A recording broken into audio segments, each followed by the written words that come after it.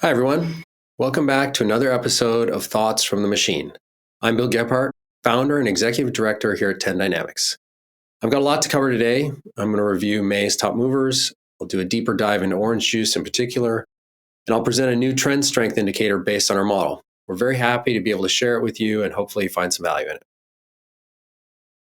So after taking a breather in April, the usual suspects in US stocks, including Qualcomm, Nvidia, and Google, along with NASDAQ index futures, move back into the top 10 strongest uptrends across the 250 or more assets that we track.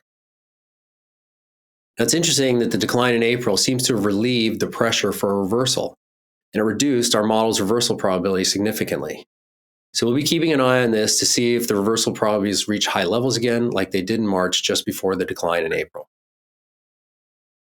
Now, in last month's update, we mentioned that after years of pretty trendless environment, metals had started showing more trend consistency, and right on cue, in May, silver futures popped into the top 10 strongest uptrending markets. Lastly, we also spoke about the yen last month. It has regained its position as one of the strongest downtrends in our model. But what's different about the yen is that our model reached a max reversal probability at the end of April, just before the Bank of Japan intervention to support the yen. Now, is that a coincidence? Is the Bank of Japan following our model? Well, we don't know, but we do see the yen becoming more range-bound and expect the trend strength to decline in the coming weeks. So our chart of the month for May is orange juice.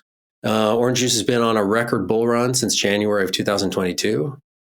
Our model has been classifying a strong trend for nearly 2.5 years. We've notably seen only a few periods where the reversal probability in the model became significant. The first time where the reversal probability reached its max was in November of last year, and that preceded a 20% pullback in prices. We saw it again reach its max at the end of May, and subsequently, orange juice had 3 limit down days and a 10% sell-off. So is that the final top in this big bull market in orange juice, or is this the start of a long topping process? Well, it's possible, but we're going to wait and see confirmation from our model in the coming weeks. Now, I'd like to give everyone a little bit more transparency into what we do, to hopefully provide information that you find useful. So we've used our model to create a proprietary 10 Dynamics trend strength indicator broken down by market segment. Of course, if you're listening to this, you won't be able to see the chart that I'm about to put on screen, but we plan to put that on our website and update it regularly in the coming weeks. So what the chart shows is our model's overall trend strength by sector, the change from last month, and where, if any, a reversal is likely.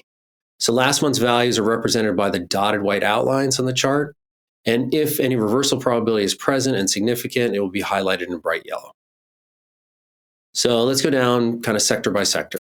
As we already spoke about, the story of equities in May is that the equity indices resumed their strong trend after the April pullback and have not reached levels that would signal a strong reversal probability. In addition, the volatility sector remains in a strong downtrend, so it really doesn't look like there's any major upcoming danger for equities in the US. Cryptocurrencies, which also had a bit of a breather in April, moved back into a strong uptrend, and metals look to continue to improve their improved positive trend dynamics.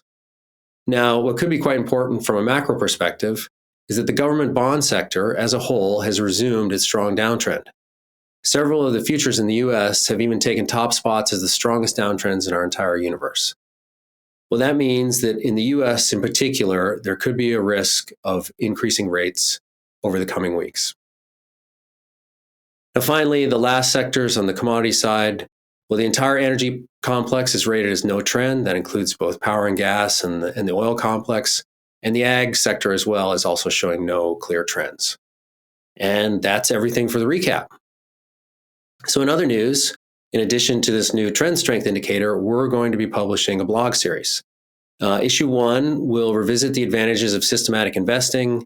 It will look at human versus machine decision-making, and it's going to discuss the trade-offs between knowledge and search as two differing approaches to model building. So please stay tuned. Now, if you like what we're doing or you want more info and you're a professional investor, please reach out to us directly at inquiries@10dynamics.com. Until next time, if you enjoyed this episode, please like it, comment below, and make sure to share with a friend or colleague. Thanks for listening, and see you next time with more Thoughts from the Machine.